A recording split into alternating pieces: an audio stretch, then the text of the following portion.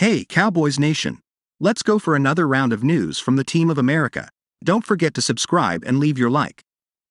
The Dallas Cowboys could be an ideal landing spot for New York Jets running back Michael Carter. As mentioned by CBS Sports' Cody Benjamin in his of potential players who could be traded before final roster cuts, Carter is one of the 9 prominent names mentioned on his list. Among the teams that Benjamin considers as a potential trade destination for Carter is none other than the Cowboys.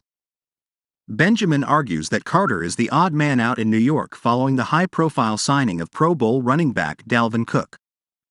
Cook will obviously step in as the starting running back, with Breece Hall likely to fill in as the primary backup running back. That could make the Cowboys, a team lacking experienced backup running backs behind Tony Pollard, emerge as a viable trade candidate. Why Jets could trade Michael Carter? He started 21 games in 2 years with the Jets, but Dalvin Cook's arrival means he'll be no better than third on the RB depth chart as long as Breece Hall is also healthy, writes Benjamin. Rookie Israel Abanaconda's recent preseason injury could make him more valuable as insurance, but Zonovan Knight is also on board as depth. A change of scenery could be the preferred avenue for everyone. Carter primarily served as the Jets' starting running back over the past 2 seasons, starting 21 of his 30 games since being selected in the 4th round during the 2021 NFL Draft. The 24-year-old running back has never been an overly efficient runner, but he's been solid, averaging 4.0 yards per carry while rushing for 1,041 yards and 7 touchdowns.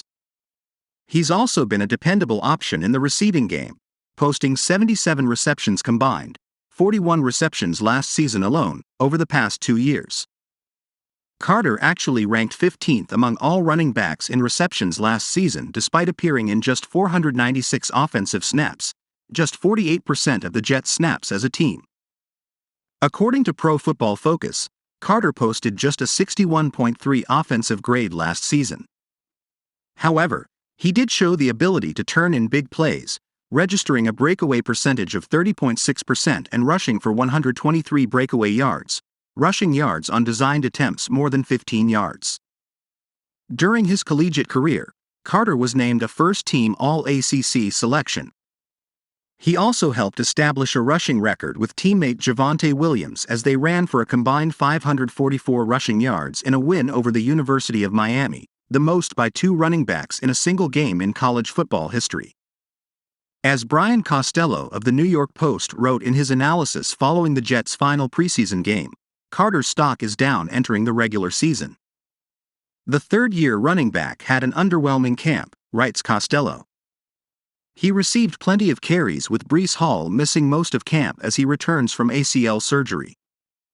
Carter had some good moments, most notably against the Panthers, but overall he was not impressive. He had 1 rushing yard on 4 carries against the Giants. Carter will likely be the third running back behind Hall and Dalvin Cook, but it will be interesting to see how much he plays this year.